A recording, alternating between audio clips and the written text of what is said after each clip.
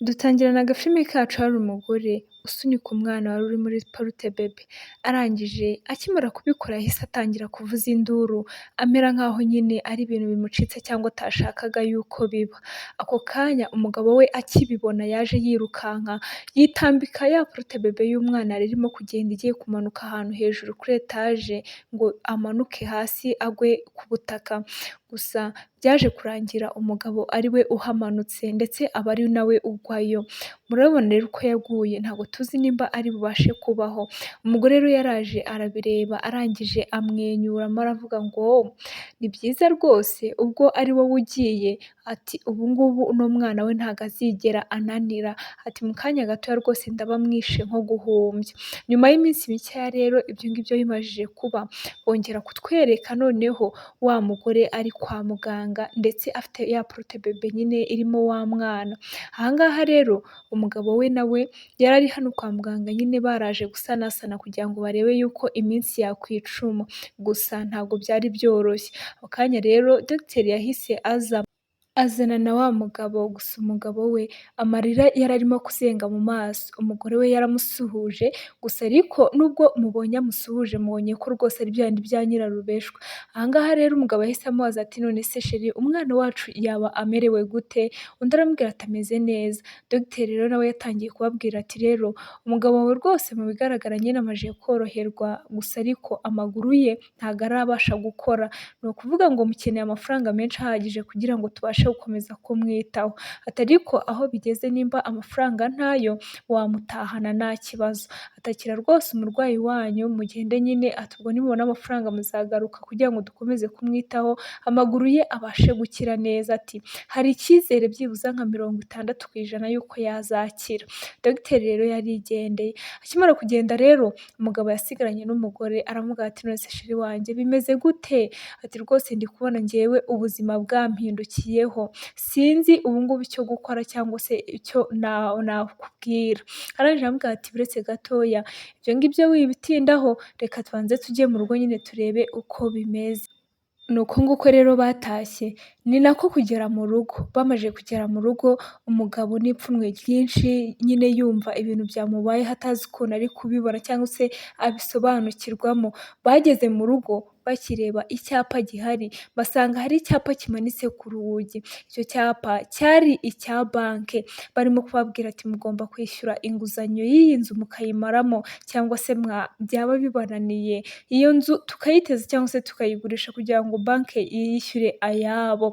Hano rero umugore akibibona agisangaho kino gipapuro yahise atangira kubwira n'ab'umugabo ati n'ubundi ndabizi neza ko ubu ngubu byarangiye. Umugabo ati se ni ibiki byarangiye mugore wanjye? Ati tuzakomeza tugerageze ariko ntabwo tuzananirwa kubaho, ndabizi ntabwo tuzabona byinshi biduhagije cyangwa se bikwiriye, ati ariko tuzagerageza tubone basi ibitubeshaho. Umugore aramubwira ati rero njyewe ibi ngibi ntabwo nazabishobora, ati reba banki igiye kuza iteze ino nzu, ati hanyuma turajya hehe njye n'umwana nawe, ati rero ibi ngibi rwose ntabwo byazakunda. Umugabo gusa akajya amubwira ati rwose tuza mugore mwiza, ndabizi nzagerageza nyine uko nshoboye ino nguzanyo tuyishyure irangire, humura ntabwo bazateza ino nzu, ati kandi rwose tuza urabizi ndagukunda cyane. Umugore yarabirebye arangije aramubwira ati no ngaho rero shaka aho tuba tugiye urabona yuko bamaze gushyiraho ingufuri, ati shaka rero aho tuba tugiye kwibera cyangwa se turi mu gihe tutarabasha gukemura bino byose, ati kubera yuko ibi byose rwose bisa nk'aho ari wowe ubiteye. Iyo uba warabitse amafaranga cyangwa se warasevinze amafaranga ubu ngubu ntabwo ibi byose biba bitubayeho, byibuze tuba twishyuye banki bikarangira. Disi umugore atangiye kugerekaho amakosa yose cyangwa se ibibazo byose bari kunyuramo atangiye kubigereka kuri nde? Ku mugabo we. Barakwereka rero bukeye bwaho hano hari abari barimo kwirukanka ndetse na ya famiye nyine nabo bari barimo gusa nk'aho bihuta. Hano hari umugabo uri kubabwira ati muze mwinjiremo mu modoka vuba vuba, ati abayobozi batambona bakampana cyangwa se bakavuga yuko ndi gucora abaturage nyine mbajyana.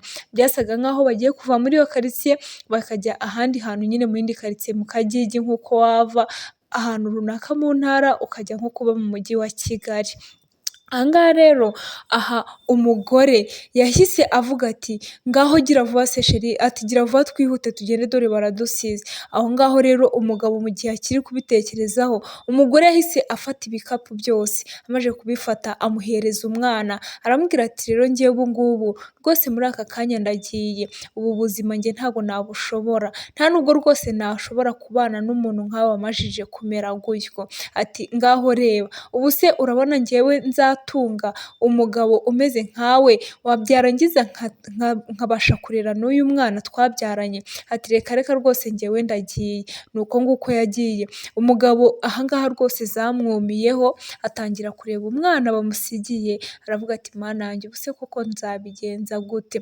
Wa mushoferi rero yahise akinga rwose, amera nkaho nyine harimo nk'ibintu hariya aba atwaye, kumbi aba atwayemo abaturage. Niyo mpamvu nyine bakubwira yuko nyine ntabwo biba byemewe, kubera yuko ibi ngibi nyine babifata nkaho agiye gukora nk'ubucuruzi bw'abantu.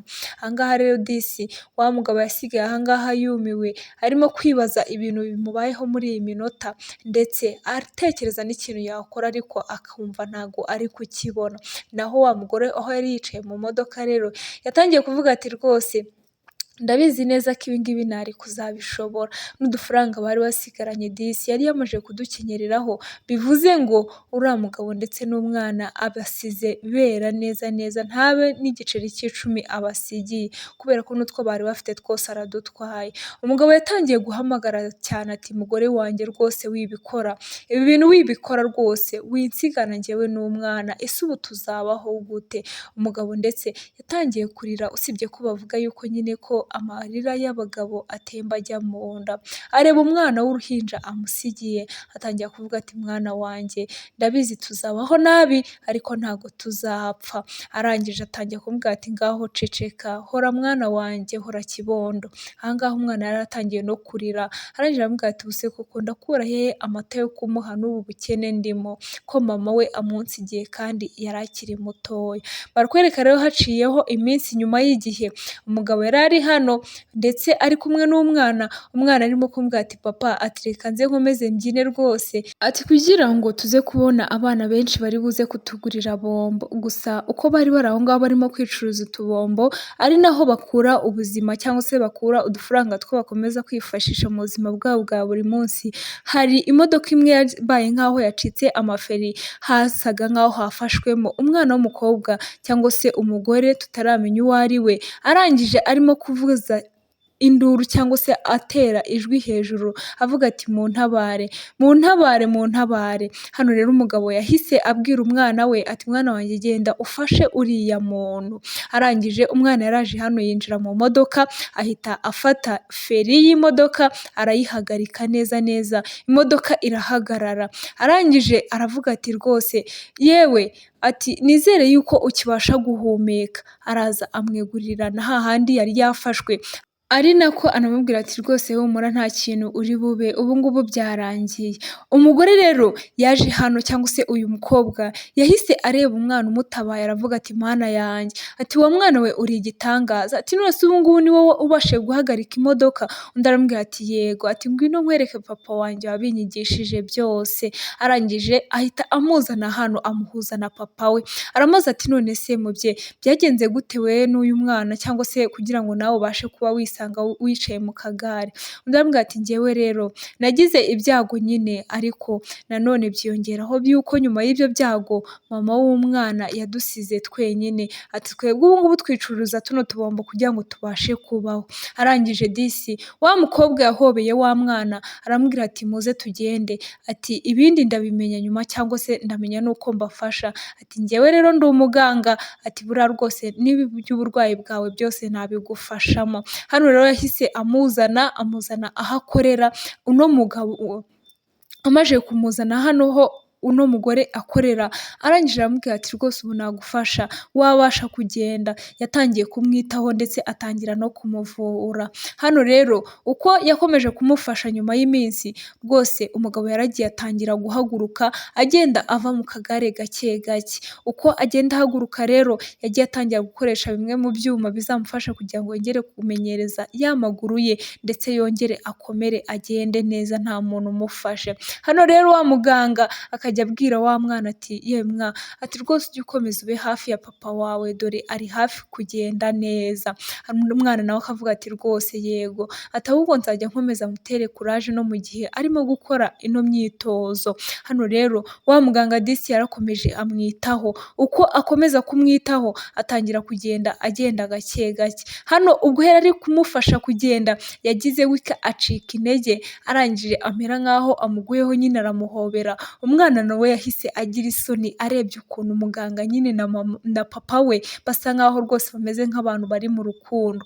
Iminsi ye rero yaragiye iratambuka, wa mugabo aragenda neza ndetse azana na wa muganga kumwereka aho ibyamubayeho byose byabereye, ndetse amusobanurira buri kimwe cyose, ukuntu yari asigaye yubaka amazu ndetse agakora n'amapura, amubwira ukuntu nyine byamugendekeye byose. Ubwo yari arimo kumusobanurira rero bagiye kumva bumva umuntu yituye hasi, aravuga ati nta kintu wumvishe wowe? Undi aramubwira ati nanjye ndacyumvishe, ati reka tujye kureba wasanga ari umuntu nanone wituye hasi nk'uko nanjye byangendekeye.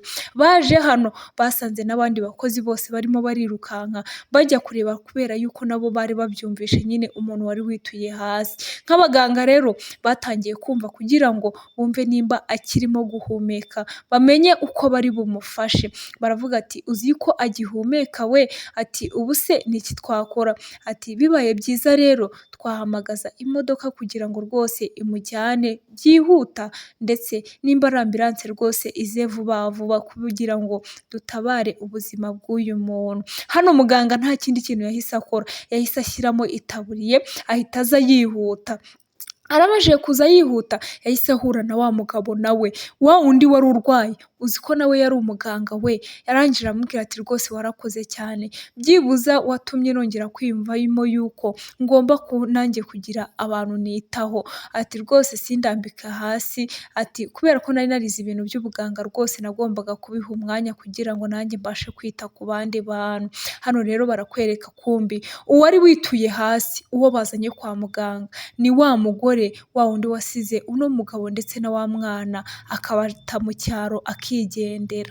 Hano yarirebye ku maguru akimara gukanguka aravuga ati hoya, ati ninde muntu uri hafi ngo aze ansobanurire ibyaba byambayeho? Ati ntabwo mbyumva, amaguru yanjye yacitse.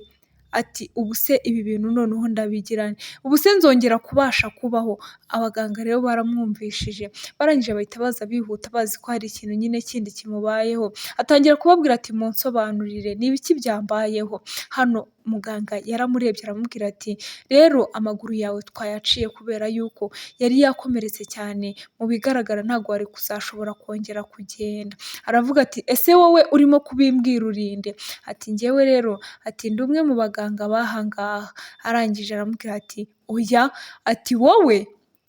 Ati ntabwo mbyumva, wowe? Ati none se ko mbona usa n'umugabo wanjye? Undi aramubwira ati yego rwose ni njyewe wari umugabo wawe, ati ariko ubu ngubu ibyo byarahindutse. Ati hoya pe, ibi ngibi noneho ntabwo ndi kubyumva. Ariko uno mugore ikintu yirengagije ni uko akebo arigeramo, kandi kubera yuko icyo ukoreye mugenzi wawe cyangwa se ikintu iteka ryose uzagambirira kuri mugenzi wawe, ujye umenya yuko rimwe na rimwe rwose Imana igikuba karindwi. Ati ubwo rero byasanga ari byo byabaye kuri uno mugore, yataye umugabo we avuga ngo yacitse amaguru ngo ntabwo azongera kugenda cyangwa se ngo yabaye ikimuga, ariko ntabwo yari azi yuko nyuma yaho ahubwo ubuzima bushobora kuzahindukira nawe bikamugarukaho. Hano rero muganga ndetse na wa mugore, uyu mugore byaje kumenyekana yuko ari we mukuru w'ibi bitaro cyangwa se ari we nyiri ibi bitaro. Aha ngaha rero agafilime kacu karakomeje, barangije bakomeza kumusobanurira baramubwira ati ubu ngubu njyewe n'uyu muganga wamfashije, ati nanamushimira cyane, ubu tugiye gukora ubukwe kandi rwose turagushimira cyane yuko wabashije kwigaragaza ukatwereka yuko utari umuntu mwiza, byibuze wadukinguriye imigisha mu buzima bwacu, amarembo y'imigisha nyine, ndetse n'abantu beza babasha kwinjira mu buzima bwacu njyewe n'umwana wanjye. Aha ngaha rero baramubwiye ati kandi ugerageze rwose wiyakire kubera ko nta kindi kintu twabonaga twari gukora. Ako kanya rero wa mugore hari umusekiriteri we waje kumureba aramubwira ati Boss hari abashyitsi baje kubareba ati rwose bibaye byiza mwaza mukajya kubitaho, wa mugore ati none se boss ni nde? Undi aramubwira ati boss nta wundi ni uyu nguyu, ni we nyiri ibi bitaro urimo kuvurirwamo, arangije aramubwira ati data ndaje, arangije ahita asezera wa mugore wari uryamye ku buriri aramubwira ati ngaho rero ukomeze wiyiteho kandi rwose ugerageze wiyakire, yarasezeye uko bisohokeye bagiye undi nawe yasigaye arira aha ngaha aravuga ati mana yanjye, ibi bintu ntabwo nakwizera yuko ari njyewe bibayeho, ararira ndetse aranicuza cyane, ni nuko agafilime kacu karangiye rero turabakunda cyane naho ubutaha.